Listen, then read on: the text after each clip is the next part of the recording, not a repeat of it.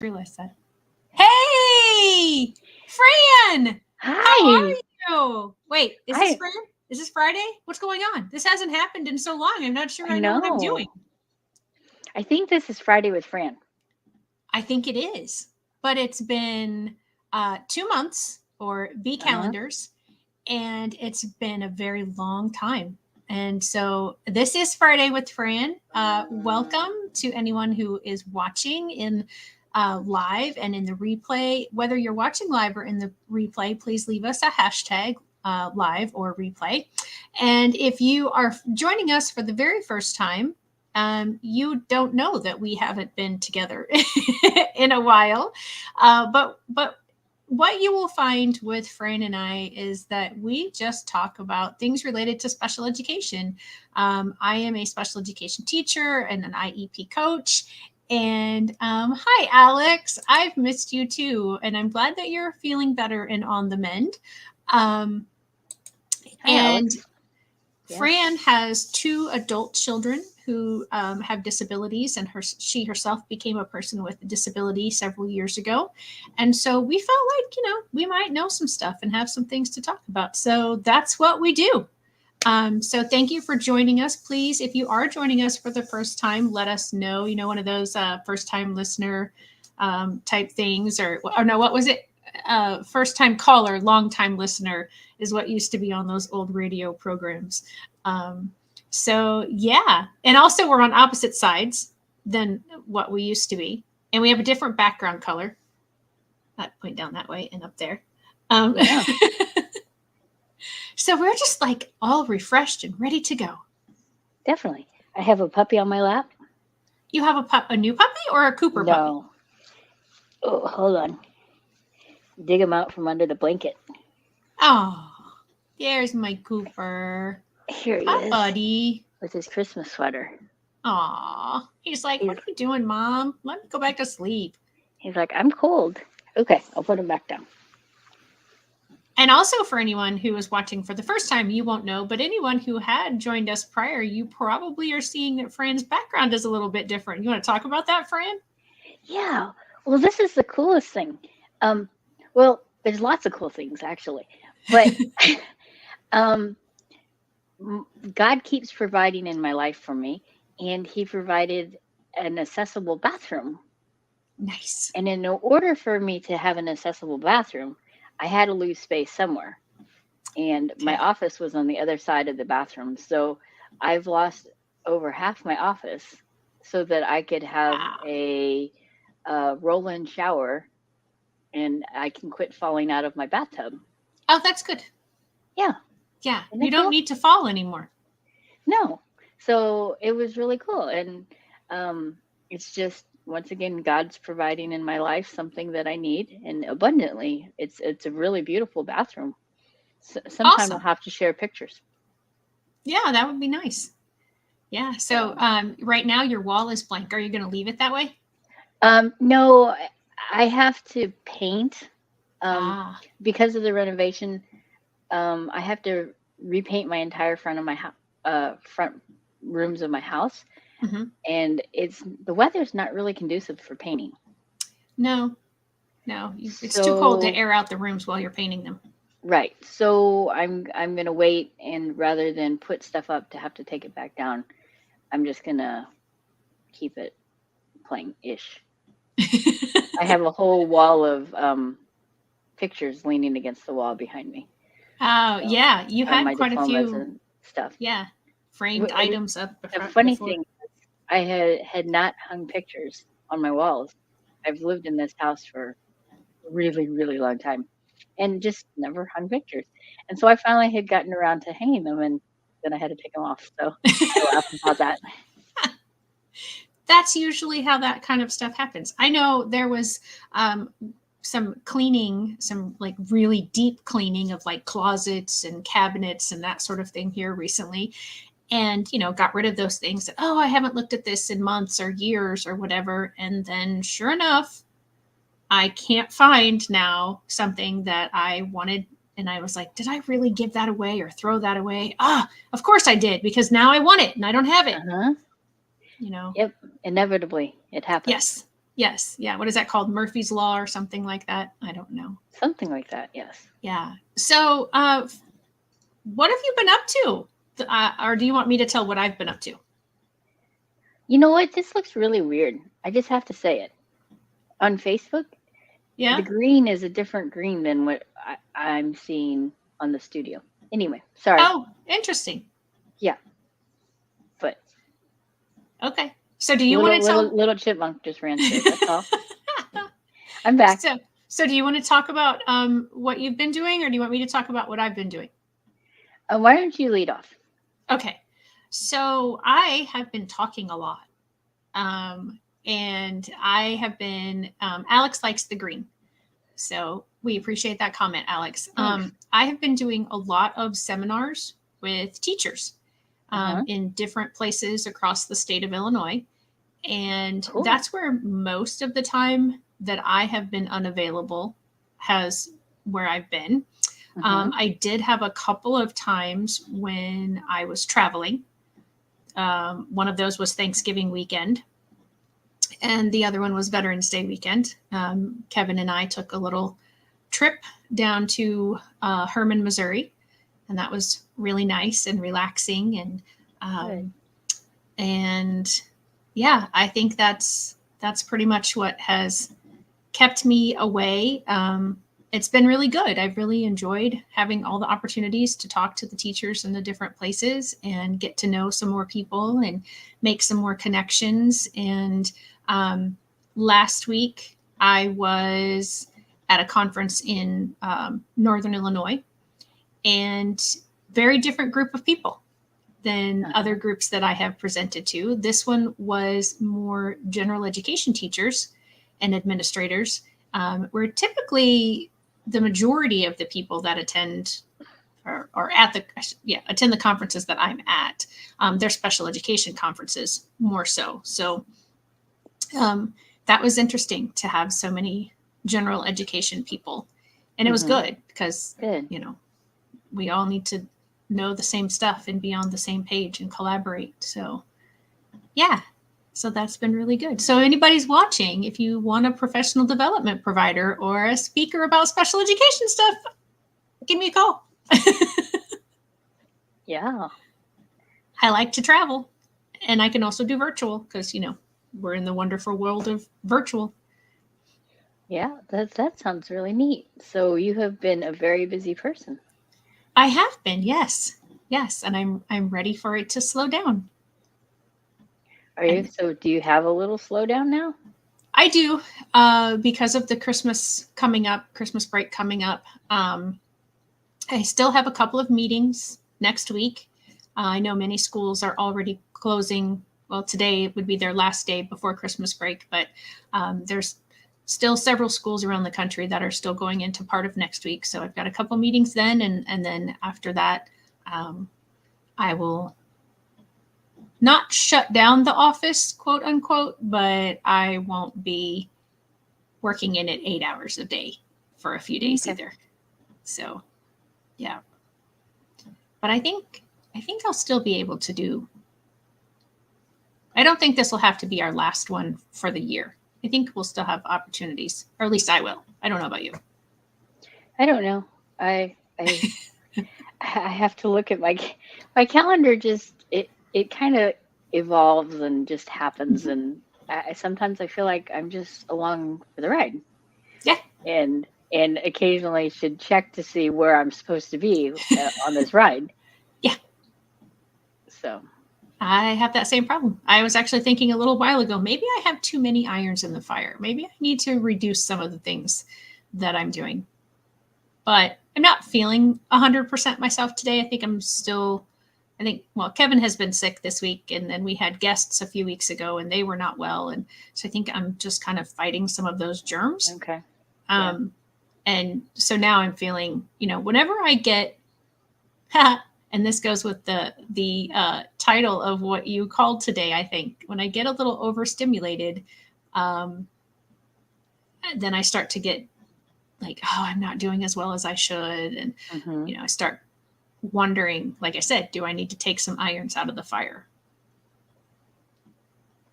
Yeah. And so how do you balance that? It's a mental game for me, honestly. I have to tell myself, like on a day like today, I'm getting lots of things accomplished, but I did get up later, and I did let myself sleep in a little bit, so that kind of threw me off. But at the same time, I'm like, there'll be tomorrow. There's tonight. There's next week. I kind of give myself a list of things I want to accomplish each day, and whether I write that down or it's just in my head, um, I'll, on days like today, I just give myself the grace of it's okay. Like one of the things I wanted to do today was to start getting, well, not start, but continue preparing for one of the meetings that I have next week, because we have Christmas celebrations tomorrow and the next day. And so I won't have like my weekends to do some of the stuff that I might have otherwise. And so, I'm just like, it's okay. You've got tonight, you've got part of the day tomorrow, you've got, some time on Monday. And so just telling myself this is just one day. Just tell, just that mental game of it's okay to take a break. It's okay to slow down. It's okay to do what I need to do for myself. Good. It's good to hear you say that. Yeah. What do you do when you, what did you call it? Keys for overstimulation? Did you, what? What did you say? What was the topic? How do you key in to overstimulation? That's a hard word to say. It is. Overstimulation, right? Yeah. Or you could just say overstimulation and take out is it two different words though? Do they have two? I mean, I know it's two different words, but do they have B meanings? I don't know. I don't know either. I don't know. So what, to go back a little bit, we just talked about my bathroom. Well, it just didn't happen instantaneously. Right. And while it was happening, I happened to have influenza A. So I wasn't feeling the greatest. And so I wasn't able to process all of this extra noise, extra people, extra chaos. And I was way overstimulated.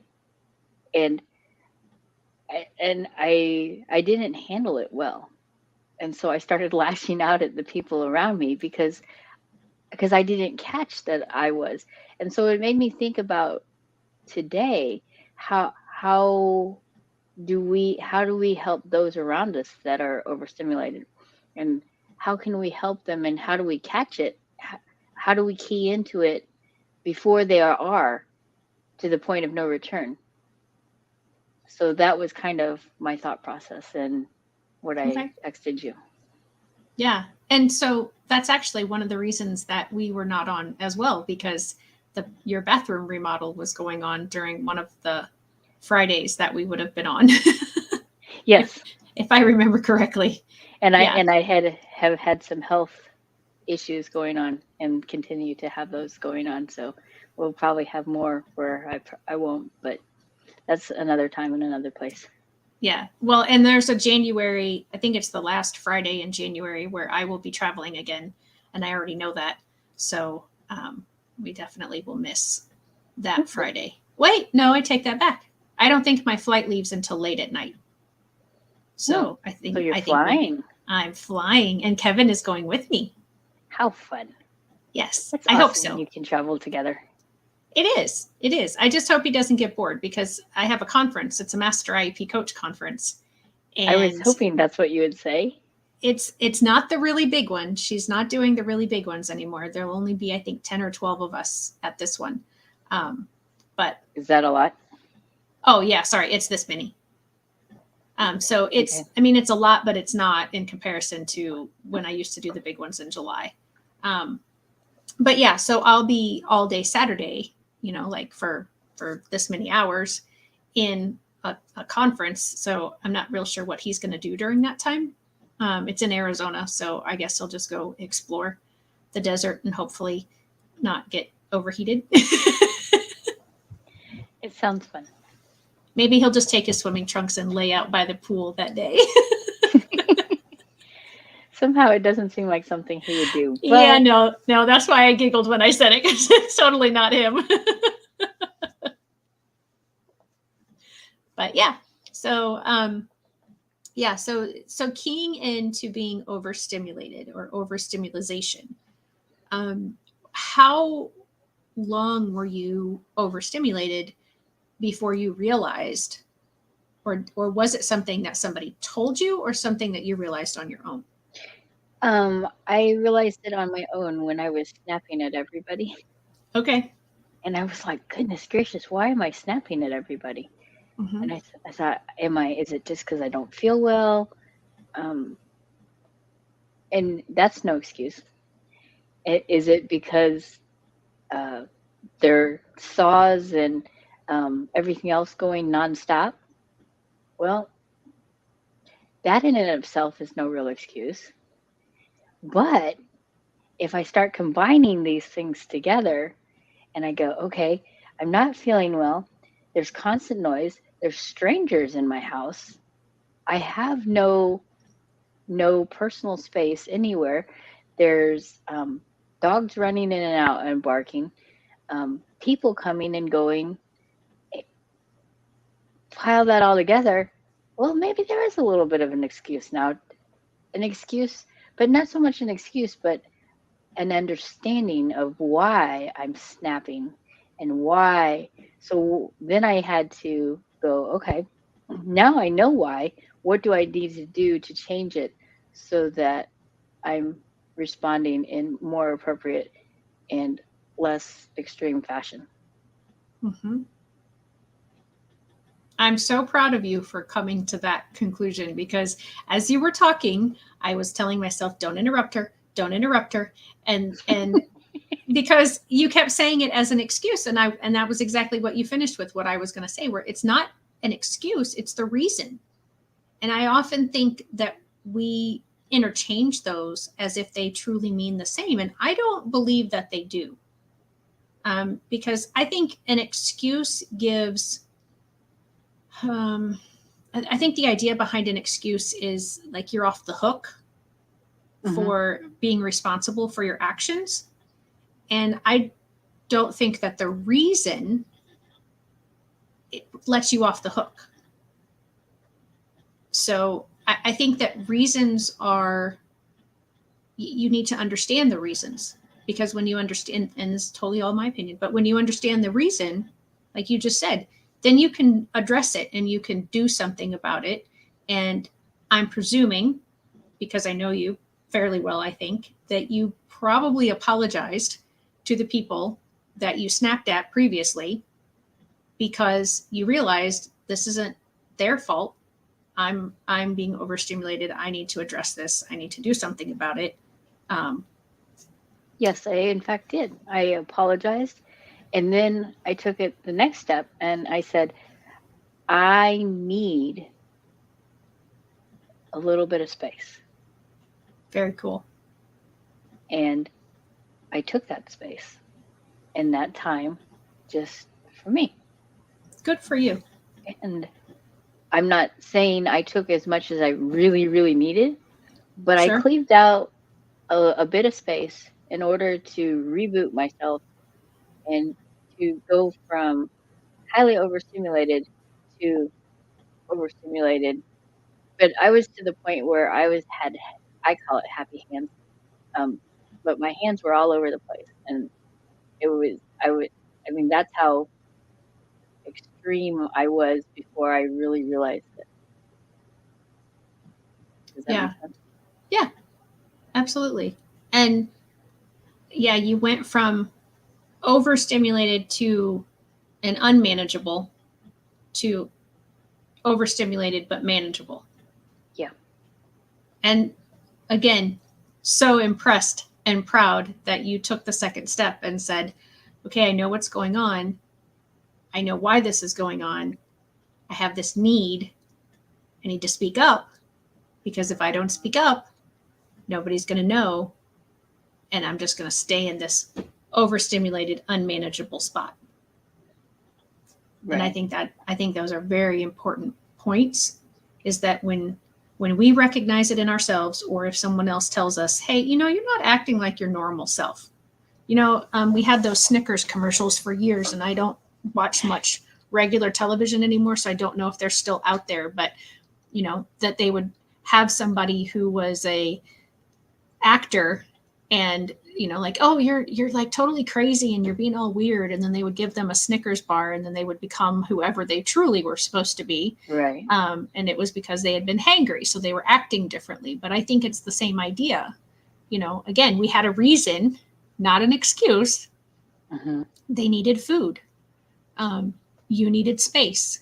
You needed, maybe a little bit quieter or maybe fewer distractions. But absolutely, those are such great points. And so that led me to, as I was thinking about today, and if we were going to have opportunities to share with each other, was how can we help those around us that may be overstimulated? How can we, if they don't realize it, or even if they do, what are some steps that we can do in everyday life to help them go from way up high to down low? And Alex says for her, she needs to see the reason and try to change what little I can for myself. And often for me, it is a change of environment. Yeah, sometimes, and that's an excellent tool as well, Alex. It truly is. You have to separate yourself from, if you can. I mean, a lot of times you can't totally leave the environment where you're in, but maybe, if there's a situation happening here, maybe you can at least step over here and just try to get a different perspective. And I think for that too, that kind of answers your question. One of, I believe, probably more than what we can come up with today of choices, because I think it probably depends, per person, but just say, hey, I can tell that this is really bothering you right now. So let's go over here where it's a little quieter, or why don't you take a walk and I'll address this, and help them have that opportunity to step out. Yeah. Sometimes people don't want to take that opportunity though. Especially I'm thinking of like if they're having a power struggle, I guess, with someone, Mm-hmm. Because they want to stay and get, they want the win. And you know what I've discovered recently, this like light bulb moment? What? How many people does it take to have a power struggle? Yeah. So if you have a power struggle with this many, but one of them walks away, is this person still power struggling? That's good. That was something that I realized at one of my teaching conferences. I was like, oh, we say that kids in school, that one of the reasons for their behavior when we do something called the functional behavioral assessment, there's like this many criteria, and it's power struggle, attention, elopement, or access to tangibles. And I was like, if we say that the student's behavior is because of the power struggle, then, well, who are they power struggling with? It's the adult. So maybe the adult needs to walk away or stop the power struggle and just say, come up with something else so that there's not a power struggle. So yeah, I've been trying to come up with. Alex, you think they only need one person to have a power struggle? I mean, I guess you could have a power struggle within yourself. You might need to explain that a little more. But so I've been trying to come up with like specific strategies of how to get out of the power struggle and how to walk away from the power struggle. She says you have a power struggle with yourself. So when you have a power struggle with yourself, what kind of behaviors do you have? You don't like us on that side anymore? I don't know. I thought I would try something. Don't make me motion sick.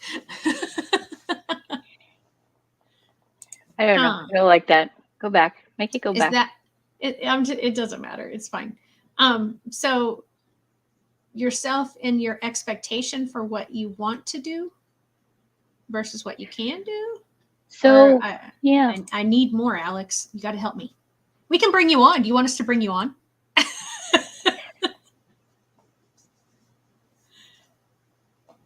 So what were you going to say, Fran? I don't know. I do know that in today's or recently I have a hard time focusing. So Yeah. you might have to bring me back. Okay. Okay. Or what others expect. Okay. Yeah. So a power struggle, like I said, some people won't want to step out of the situation. I know. Because they're in that power struggle. What? I just had a power struggle. And so I'm thinking of how we resolved it. How did you resolve it? It was not a pleasant one. And so I ended up with the other individual came near me and I was getting my hair wet because it was poking out all over the place. Mm-hmm. And they just kept asking me questions. So I just took a bunch of water and flicked it at them. And but it broke the tension and the power struggle. And it was okay then. But it was just rebooting almost, I think, is kind of what happened in that water flick. Yeah. Does that make sense? Yeah. And humor is one of the ways to get out of a power struggle. Absolutely. I'm trying to look in my slides. I want to show. Okay. So I'm going to try to share my screen and see. I'm going to share one of my slides from my presentation. It's not one that the humor is not one that I wrote down, but that is absolutely a good one. So can you see this understanding the crisis graphic? Mm-hmm. Okay. So the point that I wanted to bring this on for is because as we get up this, I don't know, mountain, whatever you want to call it, the higher up our emotions go, basically, Mm-hmm. the lower our ability to think clearly and rationally is. So, as you could tell, at the highest point of the emotional or the behavioral crisis, where the student, at least, is almost at their lowest cognition point. If the staff continues to move away from self-control, their cognition goes down as well. So it says staff because this was done with students and teachers, but if both of you are escalating up in emotions, both of your ability to think rationally is going down. Right. So that is something that I don't think the average person would know, because I didn't know this until I started studying behavior and started attending sessions. And this was presented by Dr. Richard Van Acker, and he is a University of Illinois professor of behavior. And then I also have some of these strategies over here. And again, I was working with teachers, but these are kind of the end of my slides. But I can show you the rest of them really quick. So there's some more. Yeah, and I know we talked about, so this is the one thing that I really like to share with them is when we're considering behavior, what we sometimes see as a failure to behave properly is actually a failure to communicate properly. And anytime they think of, or any of us think of calling someone attention seeking, it says kid, but it could truly be someone. Think about it as connection seeking. So those are, okay. Yeah. Sorry. Yep. Back tail. That's okay.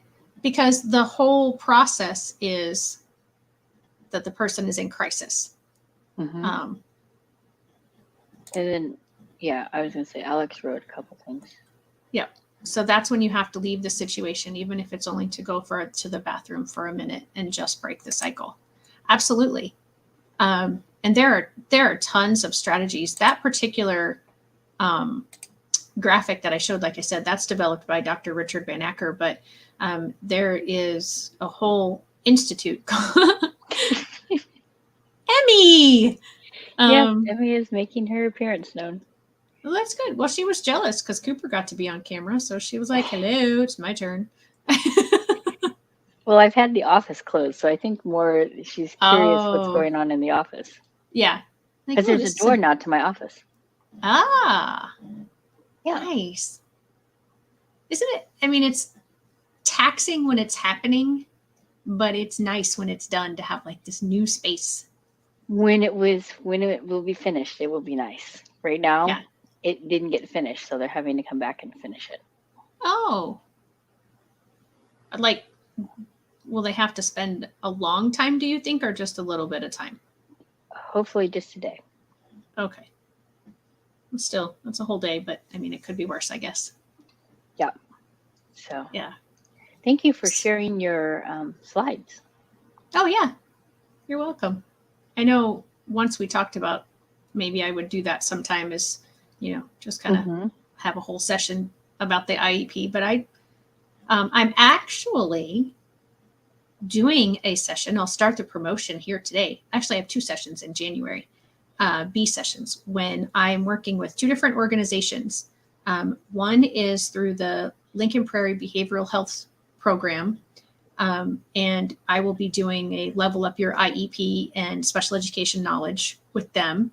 And then and I'm not sure if that's totally open to the public or if I think it is. But I get to start advertising that one today or tomorrow. I can start advertising it now. It's just a matter of when I get it done. And then the other one is I am working with a lawyer, and we are going to have within my Facebook group like an hour and a half. So one time around the clock, and then from a 12 to the 6 again time. And it's going to be where I'm going to talk about special education and how to write the IEP from the parent's perspective, what you should look for. And then she's going to talk about like guardianship and special needs trusts and all that sort of stuff. And so if people are part of my Facebook group, they have access to that, and it'll be free. Cool. Yeah. So those are new things coming up for me.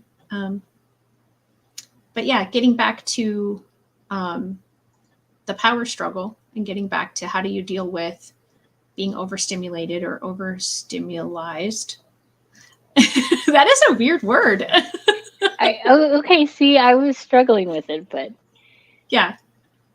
That's why I didn't make a banner for it, because I couldn't decide how to write it. So I thought, okay, what's in your toolbox covers it all. Yeah, there you go. So so we talked about, humor as being one way to kind of get out of a power struggle. Sometimes walking away, if that's possible, redirection. Sometimes even if you're struggling within your own mind about, I know this needs to be done, but I really want to do this. You can set up what I had shown on my slide was like a this then. So, do this, then you get that. So you can do that with yourself. You can do that with other people. Find ways to give power if it's a consistent power struggle with a particular person. Find ways to give that person some control, because that's a lot of what power is trying to have control. So figuring out ways to give control in other areas that are not as critical. Yeah, that's a good word.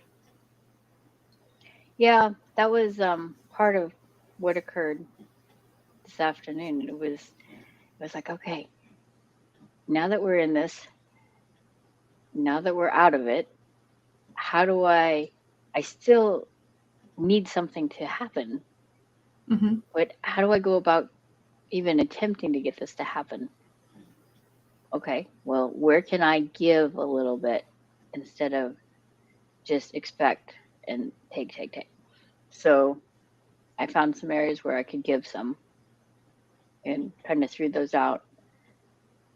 And I'm hoping that maybe something's happening while we're having Friday with Fran, and I'm going to come back in and be pleasantly surprised. Hopefully. Yeah. Um, so what other things can we do? Like we said, so if there's a power struggle and if you're in that situation where you're being overstimulated, and we were talking about how to help other people. So if you see someone going through a situation where they're overstimulated, um, besides saying, hey, why don't we go over here? What's something else that you think you could do, or maybe that you've already done for other people? Sometimes just a touch, Mm-hmm. just to touch on the shoulder to break them out of that cycle, Right. or a tap on the desk or a tap near them just to break it. Yeah. Yeah. That's good. Um, it it is my understanding of overstimulation a lot is um, it's just like too much, and we get future oriented in those moments, because it's like, I can't handle this any longer, this has to stop. And so if we can remind the person, you're not alone, you're in this space, it's just, we just bringing that person back to that moment, and that touch definitely can do that. You don't necessarily want to like scream at the person, because Oh, that's man. I mean, sometimes you may have to in a true emergency situation. If someone is overstimulated, you seriously may have to scream at the person, but that should not be your go-to. Right. There's other things that you can try before getting to that point, I think. For me, like I said, I think you know stepping away from it is helpful. um, I think acknowledging it is really huge. If you can acknowledge, if you are self-aware enough to recognize something is off. So yeah, do I need to step away? Do I need to get some fresh air? um, Change of scenery, like you said, maybe Break just the go into the cycle, yeah. bathroom. Yeah. um, Sometimes sleep, if you can. Sleep? What's that? I know. That's what I said, if you can. um, Writing stuff down that you're processing or that you're dealing with. You see, that just sends fright through me, writing things down. It's like, no. Why? It What happens always when it's written has. down? Then it's real. Okay. Then it's there. It's Mm-hmm. concrete. Right.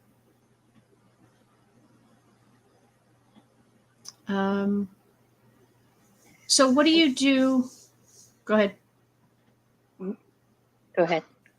Well, I think in my head, and it kind of sounds like in your head, that we're talking about obvious overt behaviors to being overstimulated.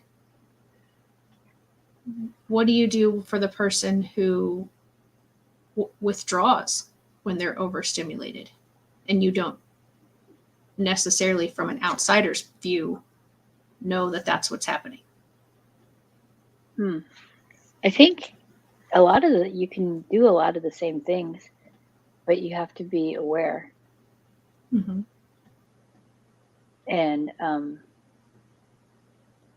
Okay, so for instance, I was at a meeting and I had an individual that was obviously overstimulated. But in the same instance, a couple seats over, there was another individual that was overstimulated, but it wasn't obvious. So how did you know the person was overstimulated then? Because they had really subtle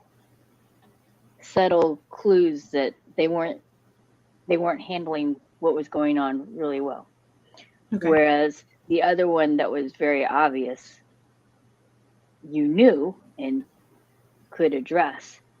And so they were each addressed uniquely individualized towards them rather than, well, I know you're overstimulated, so this is what we're going to do, da da da.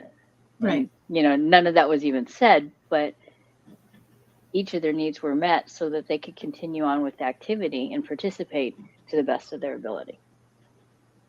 That's So wonderful. I That's think is that what you're talking about for the ones that maybe not as obvious that they are overstimulated. yeah. And I think that comes into knowing those around you. Mm-hmm. Yeah.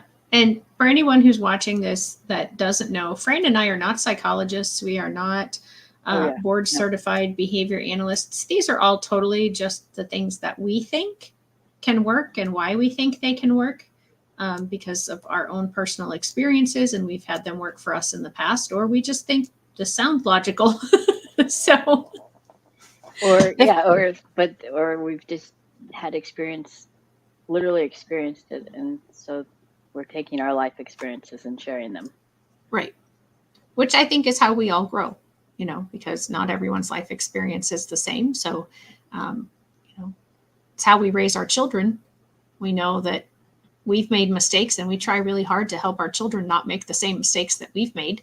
And then they end up making other mistakes. And then they try to teach their kids not to make those mistakes. So it's just it's just a cycle. But yeah, I think what you said at the pretty close to the beginning of that was you knew the person and you knew the subtle cues. And then the other really important part that I liked about it was individually taken care of. Because I think we get caught up in, and I probably shouldn't say we, I think I get caught up sometimes in, oh, okay, everybody just needs to take a break, or everybody just needs to do this. Because if it's good for one, it's good for everybody, in those kinds of situations. I know when I'm writing IEPs, I am very, very individualistic. People tell me to a fault. But when it comes to, something like that, where especially if I would have noticed that two people were overstimulated, and I don't know how many were in the meeting, but I might have thought, okay, well, that's a if these B numbers are, maybe there's other people. And so I might not have done a good job of addressing that appropriately. So I'm really pleased that it was done individually. Thanks. And see, the thing was, I was pushing them to do something that they weren't comfortable with. Okay. It just wasn't in their wheelhouse. It wasn't uncomfortable and I was pushing them to do something illegal or something. Right. But I was pushing them. It was a craft, and I was pushing them to have to think outside of the box. I wasn't giving them every basic step, and therefore, each child was having to process these steps and come up with them how they thought it should happen. Right. So, and some of them were doing really well. And if I had stopped it and made it, oh, well, let's all just take a break and let's do something else for a while and we'll come back, it would have ruined the flow of what they were accomplishing. So that's why I chose to individualize for those that were needing it. Good. That's awesome. Were you dealing with young adults, kids? Grade school. Okay. Then I might have been okay. Then I might not have, but I don't know. Sometimes I think when we get like in those larger group settings, It was just this many. Okay.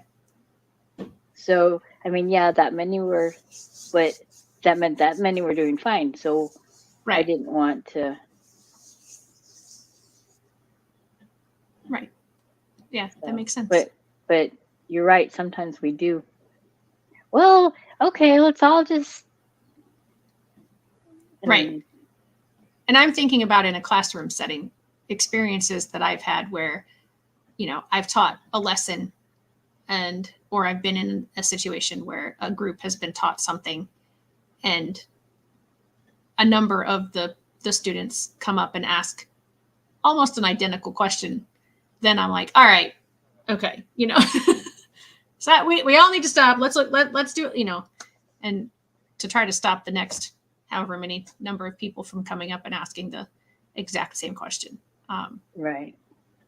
So yeah, it's interesting as we've been talking. I realized that many times when we talk, and it's not just when I talk with you, but I think it's when I talk with most people, that I'm so used to working with students and teachers or students and adults that is automatically who I picture in my head when I'm talking about any kind of behavioral scenario. And that isn't always the case. Mm-hmm. That whomever I'm speaking to might be thinking of two adults or two children or, some different grouping than what my mind automatically goes to. It's funny how we take our life experiences and apply them with such a broad stroke. Mm-hmm. Yeah. Yep. And I think that is part of what I was feeling when I was with that more general education group, because I just kept thinking, gosh, this is such a different like atmosphere. And I've given presentations in this same area before, not in this specific hotel where this conference was.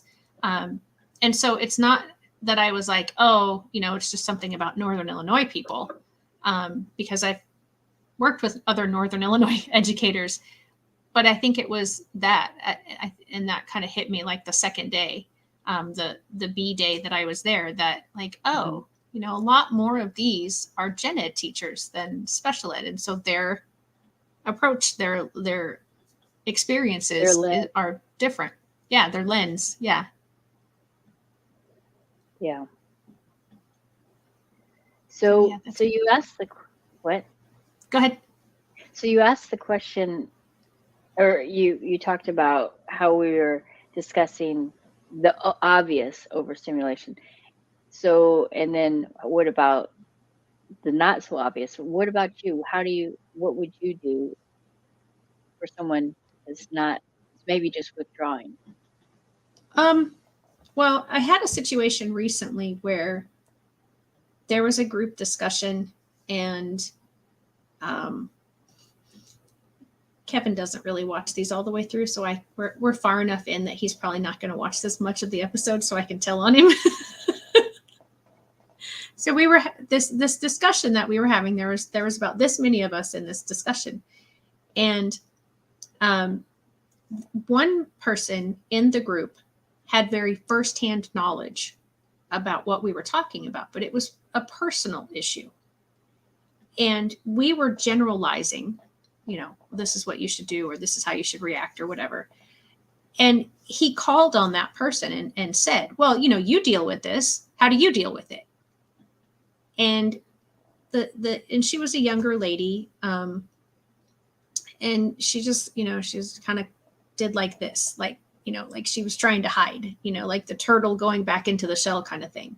Mm-hmm. And so she answered. And then the group of us needed to move on to the next thing. And so we did that. And then we came back and we had that free time again to have discussion. And so it came back up again. And I had, in the meantime, asked her, like, are you okay talking about this? And she was like, well, and she gave me some situations where she's kind of been thrust into having to talk about things that she doesn't want to talk about. And so I got the impression that she really wasn't comfortable with it. So as we were kind of picking up the previous conversation again, Kevin did it again. He said, well, how do you deal with this? And I turned around and I went, I just gave him this like, knock it. And I kind of was like,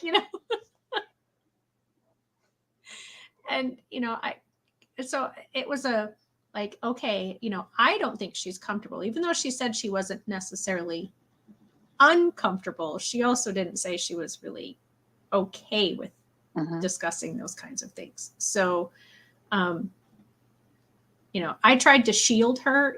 Maybe it wasn't the best way to shield her from having to talk about it, but he didn't ask her after that. After I glared at him and gave him the knock it off. But from his perspective, he read her behaviors as she had something to say, but she didn't know how to bring it up. And because she didn't want to interject into the conversation. So he thought he was reading. So each of us, again, read from our own experience. So that's one way is I think I try to shield. But I'm thinking of other times where it's been where I have individually gone over and, like, hey, are you okay? And even if somebody says, yeah, I'm okay. And I'm like, are you really? Because, you're having this behavior or this behavior. Does it make me think you're really okay? And it's that some of those quieter, more subtle things that you said, where they're fiddling with something, or they're, bouncing their knee, or they're wringing their hands, or maybe they're biting their lip, or all those kinds of things that I have seen. But I know there's, like I said, so many more ways that people show when they're overstimulated that there would probably be no way we could really name all of them. True. Oh, go ahead. Sorry, I just thought, and sometimes if it is in a large group setting and there are a lot of people that seem to be kind of drawing in and for their overstimulation, it's just, okay, everybody, let's stop and take some deep breaths. Just let's let our, just kind of do a, what do they call that? A mindset exercise. Mind reset. Yeah. Mindset. Yeah. Yeah.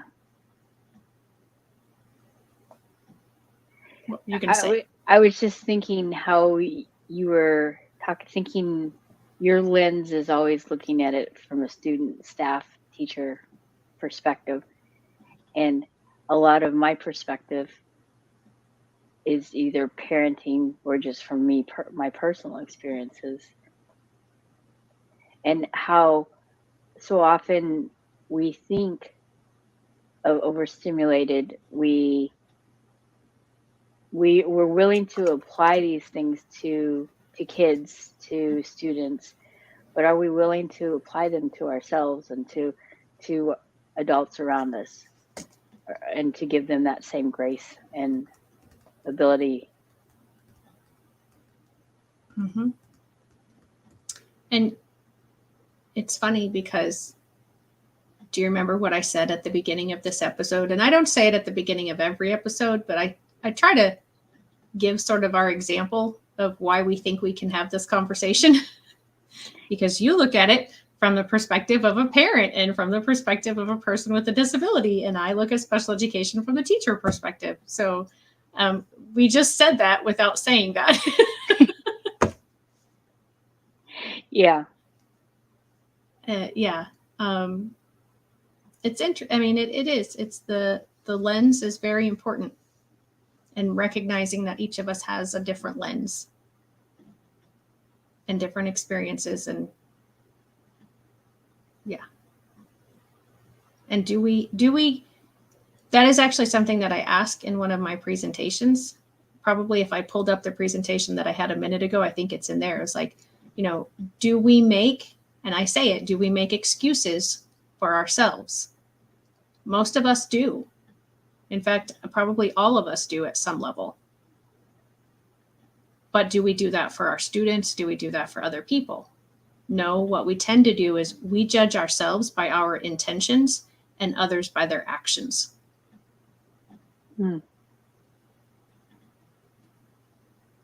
I think I'm harder on myself than I am on others. I think I am in a lot of ways.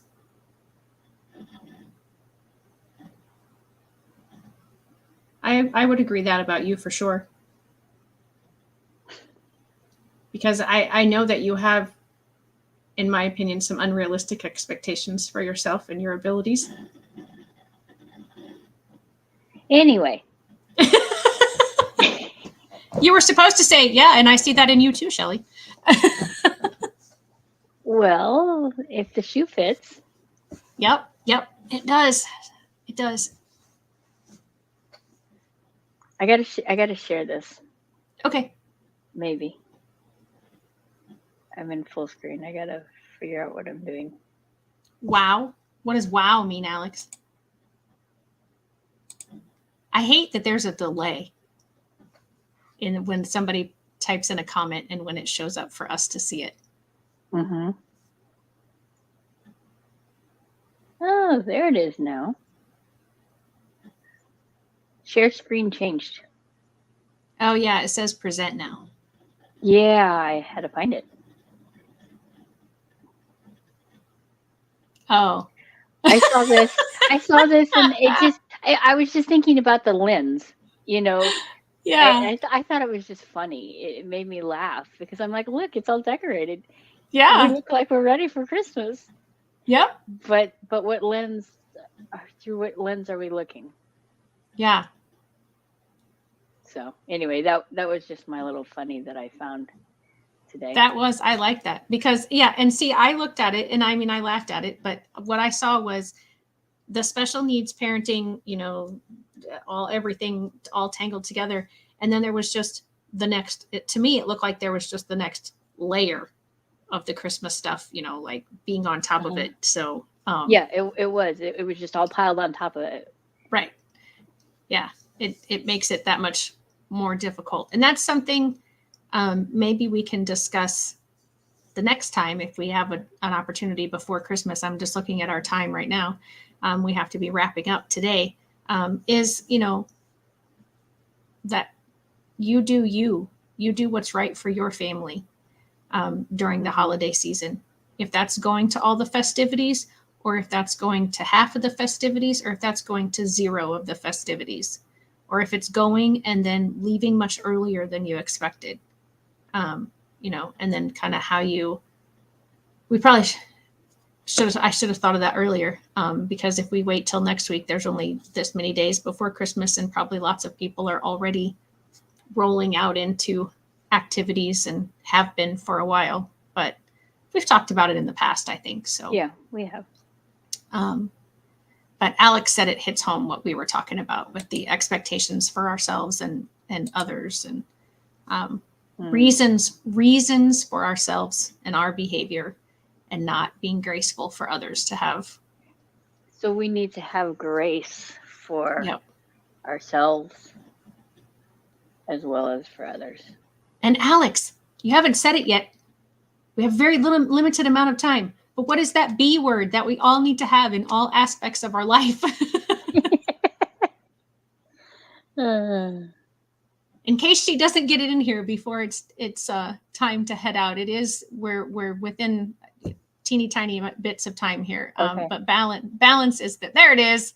Balance. Yeah, we have to have balance pretty much in everything that we do, honestly. So it's been great to be back with you, Fran and Alex. Yes, thank you so much for joining us and for interacting with us. If for some reason we don't make it back next week, Merry Christmas. But otherwise, we will see you next week. Yes.